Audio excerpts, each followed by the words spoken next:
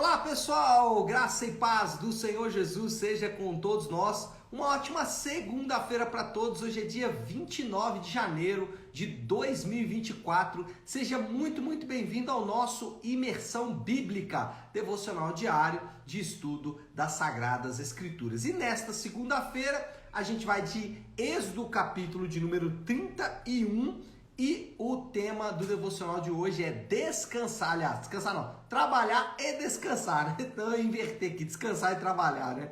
Mas é trabalhar e descansar, na verdade também porque o texto, ele vai tratar primeiro dos trabalhadores do tabernáculo e depois do descanso, do dia do Senhor. E a gente vai entender melhor cada um desses assuntos aqui. Eu separei um texto aqui, do versículo 17 e 18, esse versículo, na verdade, ele não só resume o que a gente vai tratar no capítulo, mas também, de maneira geral, toda a lei de Deus que foi dada a Moisés aí no Sinai.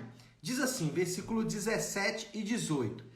Isso será um sinal perpétuo entre mim e os israelitas, porque em 6 dias o Senhor fez os céus e a terra, e no 7º dia ele descansou e se revigorou. Quando o Senhor terminou de falar com Moisés no Monte Sinai, deu-lhes as 2 tábuas do testemunho, tábuas de pedra escritas pelo dedo de Deus. Alguns dizem, inclusive, que Deus é o primeiro escritor da Bíblia. Até esse momento, Moisés provavelmente ainda não tinha escrito nada em relação às escrituras. Ali era tradição oral. E aqui, provavelmente, Deus, então, é o primeiro a escrever alguma coisa em relação à lei de Deus, escrita pelo próprio Deus. Mas enfim, vamos falar aí do capítulo 31, vou fazer aqui primeiro, como eu sempre faço, um panorama geral, explicando aqui do que se trata esses 2 capítulos, e aí depois a gente vai então para alguns referentes, algumas aplicações desse capítulo. O capítulo ele é dividido em 2 partes interligadas.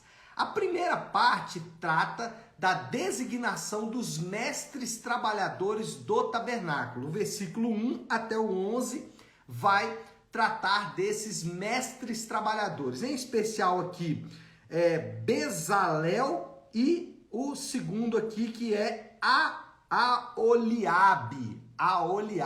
Bezalel e Aholiabe. 2 bons nomes aí para você colocar nos seus filhos, né? Não, tô brincando, não vai fazer isso não.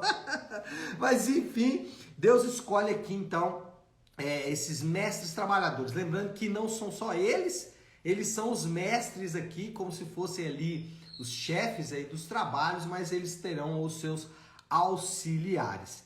Agora, alguns pontos importantes aqui nessa primeira parte. É que pela primeira vez na Bíblia, olha só que interessante, pela primeira vez na Bíblia, alguém é descrito como cheio do Espírito Santo. É isso mesmo. A gente tem aquela noção de que ser cheio do Espírito Santo é algo só do Novo Testamento, mas isso é um engano, né? Não é bíblico. Biblicamente falando, pessoas eram cheias do Espírito Santo também na Antiga Aliança. Versículo 3 aí, ó. Eu o enchi do Espírito Santo. Aliás, na verdade, né? É diferente aqui. Eu enchi do Espírito de Deus, porque Deus está falando com Moisés e diz, olha, separe fulano de tal, porque eu enchi do Espírito de Deus.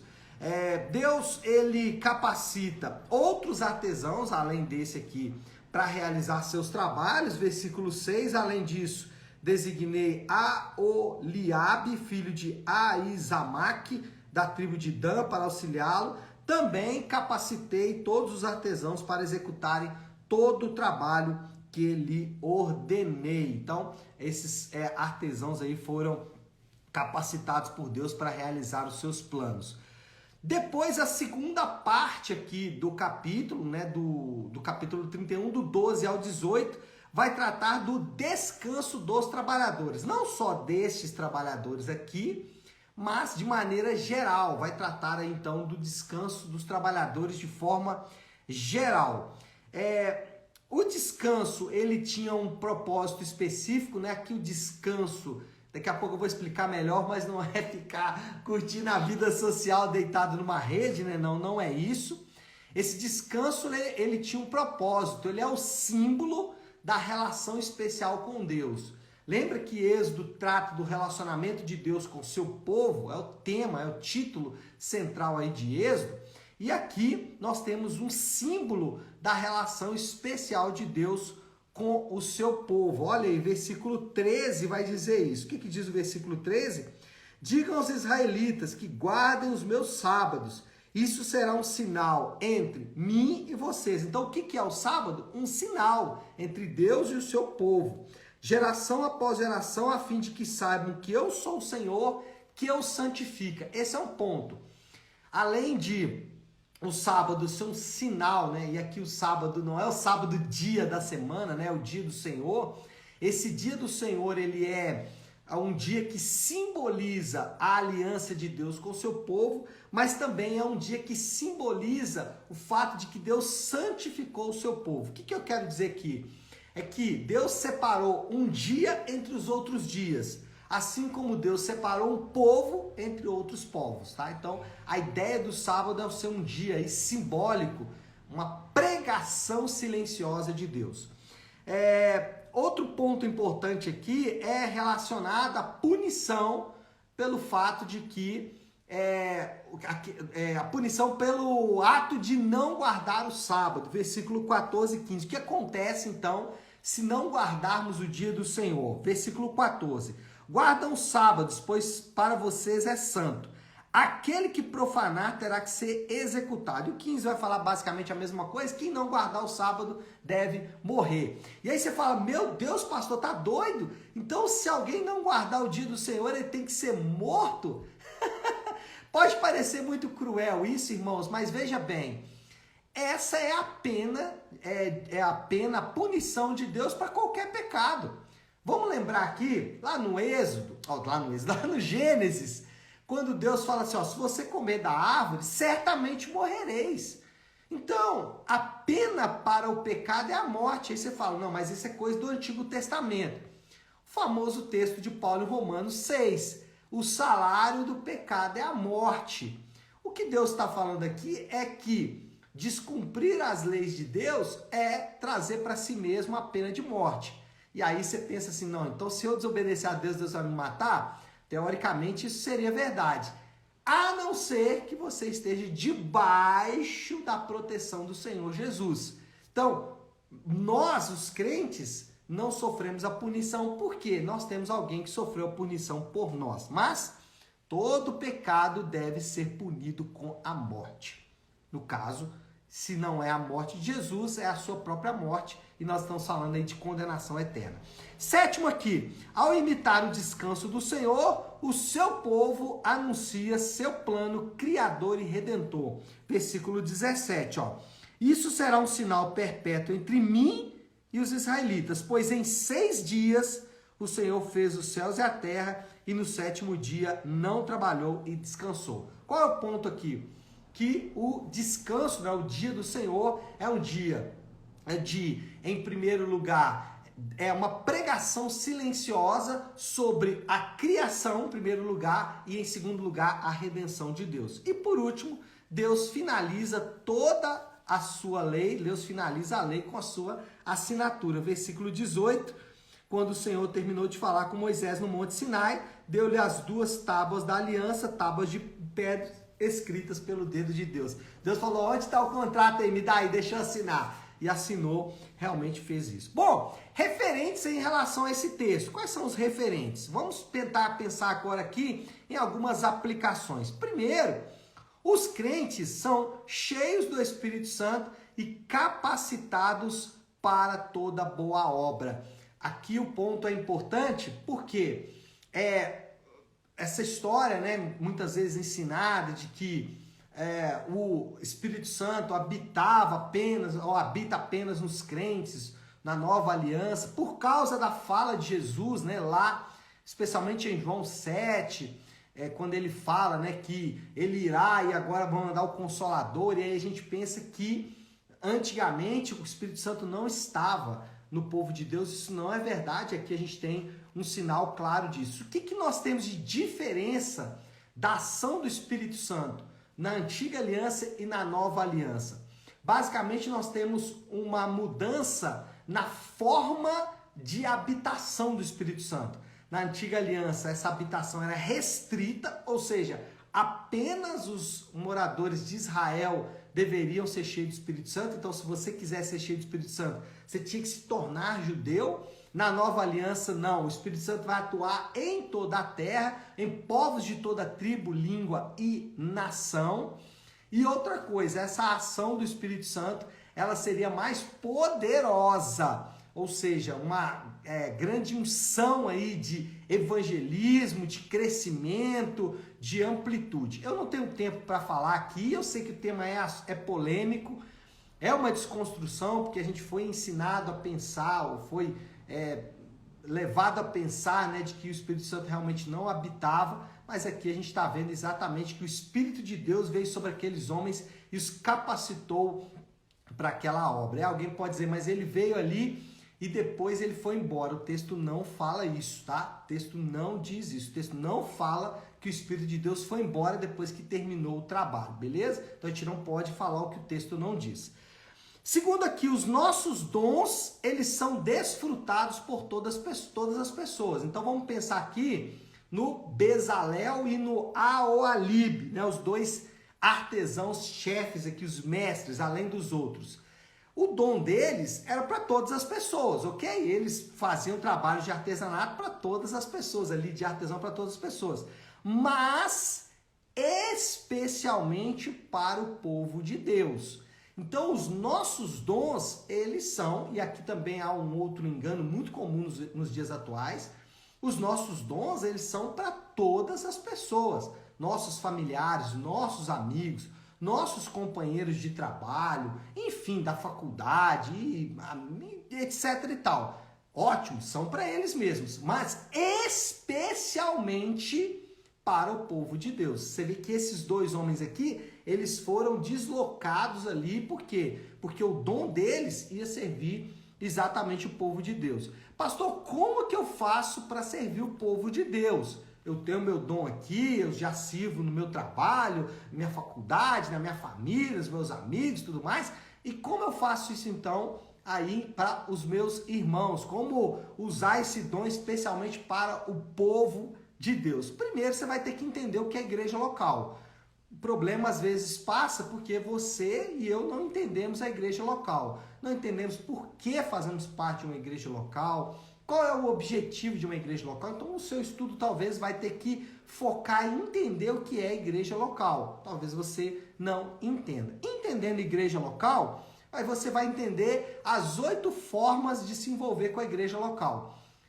Alguns escritores estabeleceram essas 8 formas de servir com os meus dons à igreja local. Eu criei um acróstico, né, que é o PAPEFs, para ficar fácil aí de lembrar dessas 8 maneiras de servir a sua igreja local. E o PAPEFs, o que é? Você vai servir a sua igreja local publicamente, afetivamente. Eu vou ter que ir olhando aqui para lembrar, tá? Não olhando os termos, só o PAPEFs aqui, né? Então é publicamente, afetivamente, profissionalmente, espiritualmente, agora são 2 Fs, financeiramente, fisicamente, eticamente e socialmente. Então são 8 maneiras aí que você pode então servir a sua igreja local. Os crentes ali então os dons são desfrutados por todos, mas especialmente pelo povo de Deus através aí dessas 8 maneiras. Tem outras maneiras? Tem, claro que tem. Mas essas 8 aí você vai englobar boa parte do que é servir ou do que é deixar, né, ou experimentar o povo de Deus. E aí é legal porque isso aqui é uma via de mão dupla. Da mesma forma como você serve por meio de seus dons, pessoas também são... você é servido, aliás, né? Da mesma maneira que você serve com seus dons, você é servido também. Outra aplicação aqui é que, e aí já falando da segunda parte, né? É que trabalho e descanso estão interligados. Quando fala lá do Senhor, fala de descansar um dia, ele está tratando, ou ele está partindo do pressuposto de que o indivíduo trabalhou. Então, trabalhar é também um mandamento bíblico. No mandamento do descanso, está o mandamento do trabalho. O crente, o cristão, ele deve trabalhar. Note que eu não estou falando de emprego, tá? Emprego é diferente de trabalho. Emprego pressupõe carga de horário, emprego pressupõe salário, emprego pressupõe férias, benefícios e tudo mais. Não, trabalho não tem a ver com emprego. Trabalho é o que todos nós podemos fazer. Às vezes nosso trabalho vai gerar renda, às vezes não. Mas trabalhar é um mandamento do Senhor. E junto com o mandamento de trabalhar está o mandamento do descansar. Existe toda uma teologia bíblica e do trabalho que você pode depois estudar sobre. A gente não pensa muito sobre isso, né? A gente pensa normalmente assim, por exemplo, que no céu ninguém vai trabalhar, vai ficar todo mundo deitadinho nas redes, né? Na verdade, ali nas nuvens, com os anjinhos tocando harpa, né? Mas isso não é verdade. Nós somos criados por Deus para o trabalho. O trabalho se tornou uma maldição por causa do pecado, mas ainda assim somos criados por Deus para trabalhar. Então, descanso pressupõe trabalho. E a última aplicação aqui, descanso é uma pregação acerca do relacionamento de Deus. Esse dia do Senhor, ele é uma pregação acerca de Deus. Então, o que nós falamos sobre esse dia do Senhor, né? Para os cristãos, esse dia do Senhor, já lá em 1 Coríntios capítulo 16, versículo 1, já mostra que esse dia do Senhor, ele passou ali daquele dia dos judeus, que era o sábado literalmente, né? Para o dia do Senhor como o primeiro dia da semana, o dia da ressurreição do Senhor. Então, já nos primeiros cristãos, deixou de ser o dia do calendário do sábado para o dia do domingo, por causa da ressurreição do Senhor. E o que nós fazemos no domingo, dia da ressurreição do Senhor? Primeira coisa, descansar ou o dia do Senhor não é ficar em casa ou desfrutando de uma vida social. Esse é o descanso das nossas obras, né? Então a primeira coisa aqui é descansar do fato de que eu preciso das minhas obras para ser justificado diante de Deus. Hebreus vai falar sobre isso. Então esse dia não é um dia de ficar em casa, pezinho para cima, curtindo a vida social. Não, esse dia do Senhor é um dia de lembrar-se de que eu não preciso mais das minhas obras. Eu agora dependo da obra do Senhor. E aí vem o segundo.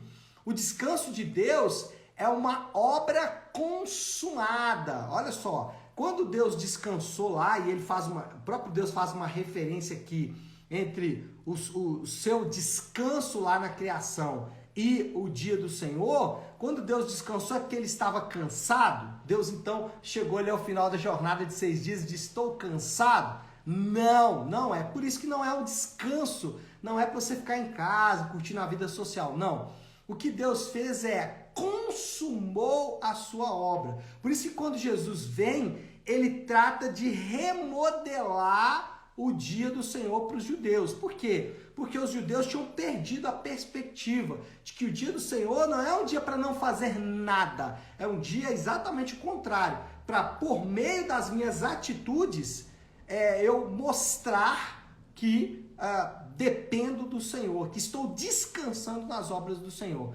E qual é a melhor maneira de fazer isso? Se juntando com o povo de Deus e em uma só voz declarando que o Senhor é rei. E a última aplicação aqui do dia do Senhor é que o dia do Senhor não é o meu dia, tá? Então não é falar assim, hoje é o meu dia, eu faço o que eu quero. Não, eu não posso incluir o dia do Senhor como um dia meu, como um dia do meu descanso. O dia do Senhor é o dia do Senhor. Eu não posso usá-lo da maneira como eu quero. Você tem 6 dias para usar da maneira como você quer. Segunda, terça, quarta, quinta, sexta e sábado. O dia do Senhor não é seu, não é meu. Para as outras pessoas, sim. Mas para aqueles que fazem parte de um relacionamento com Deus, não. O domingo não é meu. Ele é do Senhor, dedicado ao Senhor. Bom, é claro que eu não vou conseguir, às vezes te convencer aqui em alguns minutos Se você tiver alguma dúvida em relação a isso, vale a pena você estudar, porque é realmente um tema, além de ser um tema difícil, porque é uma desconstrução em relação ao que nós entendemos de maneira geral, é um tema que desafia a nossa vontade, o nosso coração. O nosso coração, ele é tendencioso a pensar em nós mesmos, é egoísta. E aqui nós somos levados a pensar não só em nós mesmos, mas pensar muito mais no Senhor e no seu povo. Então eu te indico para você estudar um pouco mais sobre isso. Confesso para você que foi difícil para mim também, mas glória a Deus, porque o Senhor, ele vai falando ao nosso coração por meio da sua lei. Moral da história: os crentes estão em relacionamento com Deus e com o seu povo, que é enriquecido pelos dons do Espírito Santo. Essa é a moral. Estamos em um relacionamento com Deus e com o seu povo. Esse relacionamento, ele é enriquecido pelos dons do Espírito Santo. A gente viu aqui nesse texto exatamente isso. Tá certo, pessoal? Já chega, né? Vamos orar. Vamos colocar tudo isso aí diante de Deus. Se você puder, então, pare aí um instante o que você está fazendo e vamos juntos buscar a Deus em oração, orando como eu faço toda segunda-feira, a oração do Pai Nosso. Pai nosso que estás nos céus, santificado seja o teu nome. Venha o teu reino, seja feita a tua vontade, assim na terra como no céu. Dá-nos hoje o nosso pão de cada dia. Perdoa as nossas dívidas, assim como perdoamos aos nossos devedores. E não nos deixes cair em tentação, mas livra-nos do mal, porque teu é o reino, o poder e a glória para sempre. Amém. Amém, pessoal? Bom, então é isso. Nós vamos ficando por aqui. Que Deus te abençoe. Uma excelente semana para você. Uma segunda abençoada. Fiquem com Deus.